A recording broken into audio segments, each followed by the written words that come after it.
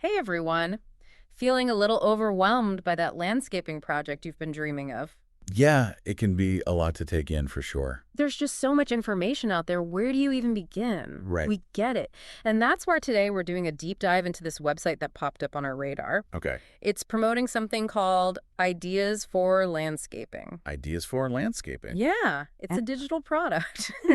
And they promise to make all your landscaping dreams come true, but on a budget. Well, that sounds promising. Everyone wants a gorgeous yard without breaking the bank. Exactly. Yeah. But this website, it uses some pretty bold marketing language. Oh, yeah. Like they talk about revealing landscaping secrets, Mhm. and they offer all these limited time bonuses. Oh, yeah, I know. That always makes me a little skeptical. Me too. So before we get too carried away, let's take a closer look at what this Ideas for Landscaping thing actually offers. Okay, that sounds good. So basically, it's a database Okay. with over 7,000 landscaping designs, Wow. instructions, videos, the whole shebang. 7,000. Yeah. They cover everything from front yards and backyards to gardens, patios. They even showcase all kinds of different styles. I see. Like traditional, modern, you name it. Okay, so they're trying to cater to different skill levels and budgets. Exactly. But here's the thing, 7,000 ideas, that's a lot to process. It is. So how do you even begin to sift through all of that and find something that'll work for your specific yard? Right, and your budget. Exactly. Well, I mean, having a huge collection of ideas can definitely be inspiring, Sure. but it's important to be realistic. Yeah. Having thousands of options doesn't automatically mean you're going to find the perfect solution. Yeah, that's true. You still need to consider your own skills, how much of time you're willing to put in, and of course the cost of materials and labor. Absolutely. Speaking of cost, the website really pushes this whole DIY angle. Yeah. Like they claim you can save tons of money by tackling projects yourself. Mm-hmm. And they even highlight the story about a homeowner named Janet. Yeah. And supposedly Janet saved thousands of dollars by building her own backyard swing using their plans. Oh, wow. Apparently, a designer had quoted her over $5,000 for the same project. Wow. That's a big difference. Let's think about those potential savings for a second, though. Okay. A professionally built swing set that often means you're paying for lumber labor, for construction, and maybe even permits, depending on where you live. Yeah. If you do it yourself, you eliminate those labor fees. Yeah. But you still have to buy all those materials, and good quality materials can be expensive. That's a good point. And your time's valuable, too. Yeah, that's true. DIY projects always sound so appealing in theory, Right? but they don't always go as smoothly as you'd hope. Definitely not. And you might end up spending way more time and money than you planned for, especially if you run into unexpected problems. Absolutely. And sometimes hiring a professional can actually save you money in the long run. Yeah, that's a good point. They have the experience to handle those complex tasks efficiently, and they're less likely to make costly mistakes. So it really is a balancing act, isn't it? This whole DIY versus professional thing. It is. You have to weigh the potential savings against the risk of things going wrong. Right, and you need to be honest with yourself about your own limitations. Not everyone's a skilled carpenter or a landscape designer. Yeah. Sometimes it makes more sense to call in the pros, especially for projects that require specialized knowledge or equipment. Okay, so we've talked about the sheer number of ideas and the whole DIY aspect. Yeah. But what about the content itself? Does Ideas for Landscaping actually deliver on its promise of fresh ideas and helpful instructions? That's where things get interesting. They do cover a wide range of styles, Okay. but the designs themselves, they're not exactly groundbreaking. So it's more about giving you a starting point. Yeah, more like inspiration than step-by-step blueprints. I see. They do offer some valuable tips on basic design principles, plant selection, and even creating a more energy-efficient landscape. They call it Green Home Connection. Green home connection. I'm curious about that. How do landscaping choices actually impact energy use? Well, think about it this way. Strategically planting trees that can provide shade for your home in the summer. Oh, yeah. That'll reduce your need for air conditioning. That makes sense. And using native plants that are adapted to your local climate, those can minimize water usage. So you're saving money and conserving water. Exactly. Even the materials you choose for your patio or walkways, that could affect how much heat is absorbed or reflected. Wow. It's all connected. It is. So it sounds like Ideas for Landscaping might not be the magic solution for instant landscaping perfection, Right. but there could be some genuinely useful information in there. Absolutely. But just like with any information source, it's important to approach it with a critical eye. That's true. Don't get swept up in the marketing or the sheer amount of content. Use your common sense and do your own research. And speaking of marketing, let's not forget about all those glowing testimonials sprinkled throughout the website. Oh yeah, the ones where people claim they saved thousands of dollars and transformed their yards in a single weekend. Exactly. Yeah, that's a classic marketing tactic. Social proof. Right. Testimonials can be persuasive, They are. but you have to remember, they're often carefully selected to showcase only the positive experiences. A good point. They might not represent the average user's results. So take those testimonials with a grain of salt. Definitely. Well, I think we've covered a lot of ground in this first part of our deep dive. We have. We've explored the claims, the marketing tactics, and the potential value of this ideas for landscaping. Right. But before we move on to the practicalities of budgeting and planning, I want to touch on one more thing. The website claims that landscaping can significantly increase your property value. Okay. And I think that's a claim that deserves a closer look. Because while a well-maintained landscape can definitely boost curb appeal, it's not always a guarantee that you'll get a return on your investment. Right. So we need to dig a little deeper and figure out which upgrades truly add value. Yeah. And which ones are more about personal preference. Exactly. We'll explore that in more detail in the next part of our deep dive. Sounds good. So you're thinking about diving into that landscaping project. It's so exciting. It is.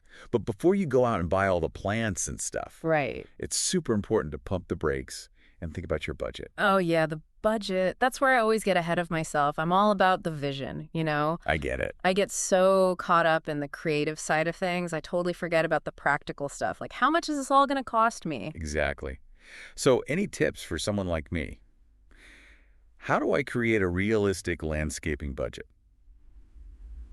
Okay, so first things first, you got to figure out your overall budget for the whole project. How much Okay. can you actually afford to spend? Okay, that makes sense. And then once you have that number, break it down into different categories. Well, like categories. Yeah, like plants, materials, labor if you're hiring help, Okay.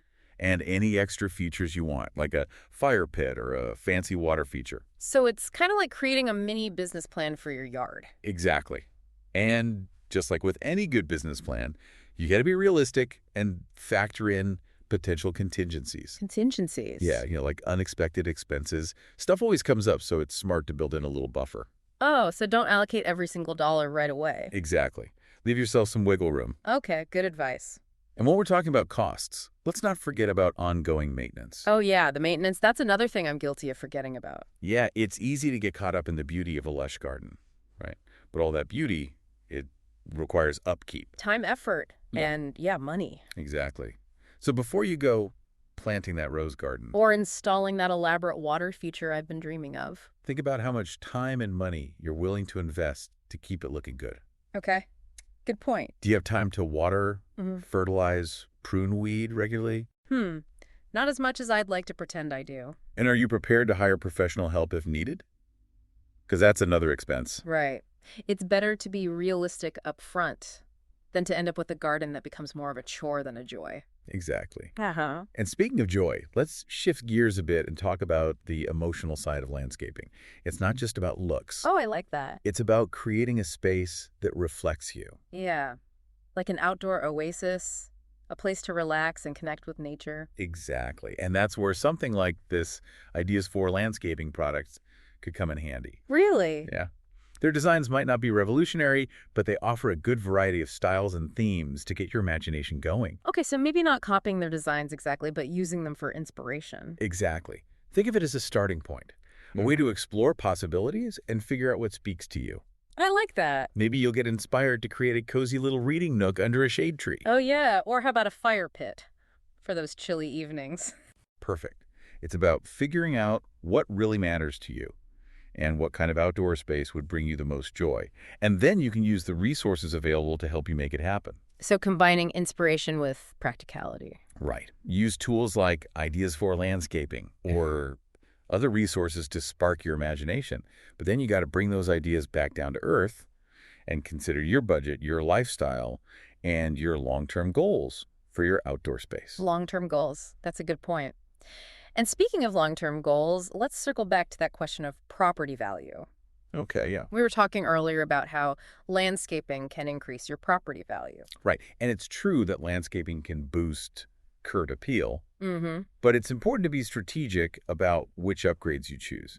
Not all landscaping investments will actually increase your selling price. So it's not just about making your yard look pretty. You got to make smart choices that'll appeal to potential buyers down the line. Exactly. Some upgrades are more universally appealing and tend to have a lasting impact on property value. Like what? Things like a nice, well-maintained lawn, Okay. mature trees, attractive hardscaping. Mm-hmm. Those all make sense. But other upgrades, like really personalized features or Mhm. trendy stuff, Right. those might not appeal to as many people. So you could end up spending a lot of money on something that doesn't really add much value in the long run. Right. So do your research, understand the local real estate market. So talk to real estate agents, look at listings in my neighborhood. Yeah. And get a sense of what buyers in your area are looking for. That's great advice. So it's all about balancing my personal taste with what's actually going to sell. Right. Making informed choices that'll benefit you now and in the future. And don't be afraid to get some expert advice along the way. Exactly. Sometimes investing in the expertise of a landscape designer or a real estate agent can save you time, money, and headaches in the long run. Well, I think we've covered a ton of ground in this deep dive. We have. We talked about the pros and cons of this ideas for landscaping thing, the importance of budgeting and planning, and all the things to consider when it comes to property value. So as we start wrapping up this episode, what are some key takeaways you'd like our listeners to remember? I think the most important takeaway is that landscaping, it's a journey, not a destination. Ooh, I like It's that. an ongoing process. Mhm. Learning, experimenting, adapting. Yeah, I get that. Don't be afraid to get your hands dirty, try new things, and most importantly, have fun. I love that. It's about embracing the journey It is. and finding joy in creating a space that reflects you and makes your life better. Exactly. And while resources like Ideas for Landscaping can provide inspiration and guidance, the most valuable tool you have is your own creativity and vision. Oh, that's good. Trust your instincts, do your research, and don't be afraid to ask for help along the way. Okay, so before we wrap up this whole landscaping deep dive, I want to circle back to something we talked about earlier. Okay, what's that? That green home connection thing.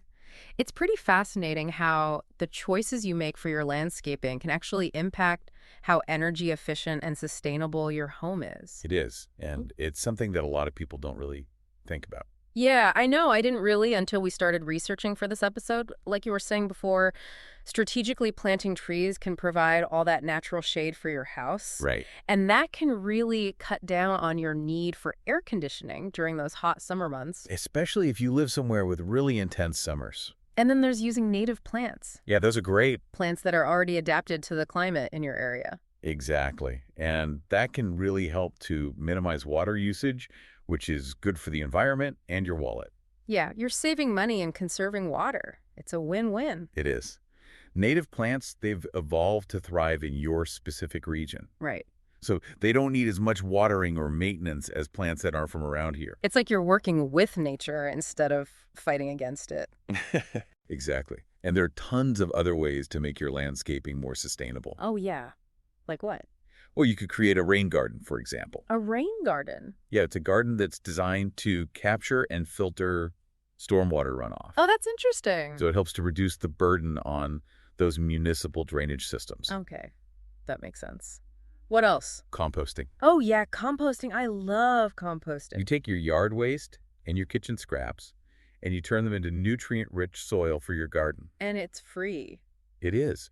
Plus, you're reducing the need for chemical fertilizers. So many benefits. And don't forget about permeable paving materials. Oh, yeah, for patios and walkways. Right. They let water seep into the ground. Instead of just running off. Yeah, so it reduces runoff and helps to replenish groundwater supplies. It's amazing how many little choices we can make that can have a big impact. It is. It's all about being mindful of the environment. Yeah, and making choices that are good for our homes and good for the planet. And it's not just about practicality either. It's not. It's also about creating an outdoor space that feels connected to nature. Harmonious. Oh, I love that. So it's about finding that sweet spot where beauty and sustainability come together. Exactly. And sustainable landscaping doesn't have to be boring or complicated. Right. It can be just as creative and vibrant as any other style. Absolutely. So don't be afraid to play around with it, have fun, and make choices that reflect what you care about. Well said. And speaking of choices, Let's bring it back to that ideas for landscaping product for a second. Okay. It might not be the perfect solution for everyone, Yeah, it's definitely not a one-size-fits-all kind of thing. but it can be a helpful tool, especially if you're feeling overwhelmed and you don't know where to start. Like if you're just starting out on your landscaping journey. Right. It can help you figure out what you like, get a sense of different styles, and maybe even come up with some new ideas. But like we've been saying throughout this whole deep dive, you got to be careful with any information you find online. Yeah. Don't just take everything at face value. Do your research, compare prices, read reviews. And most importantly, trust your gut. Yeah, if something feels off, it probably is. And remember, landscaping, it's a marathon, not a sprint. It is. So enjoy the process, experiment, make adjustments as you go, and create a space that you truly love. And as we wrap up this whole landscaping adventure, Yeah. I want to leave you with one final thought. Okay, shoot. Whether you're going all out with a major renovation or just adding a few new plants, your outdoor space is an extension of your home. Yeah, it's like an extra room, but it's outside. And it's a place to relax, recharge, connect with nature, and make memories that'll last a lifetime. Ah, I like that. So make it your own. Put your personality into it, your style, Yeah. your values. That's what makes it special. And most importantly, have fun along the way. Thanks for joining us on this landscaping deep dive. Yeah, thanks for listening, everyone. And don't forget to check out our show notes for links to all sorts of helpful resources. We've got tips on budgeting, planning, sustainable practices, all that good stuff. And until next time, happy landscaping.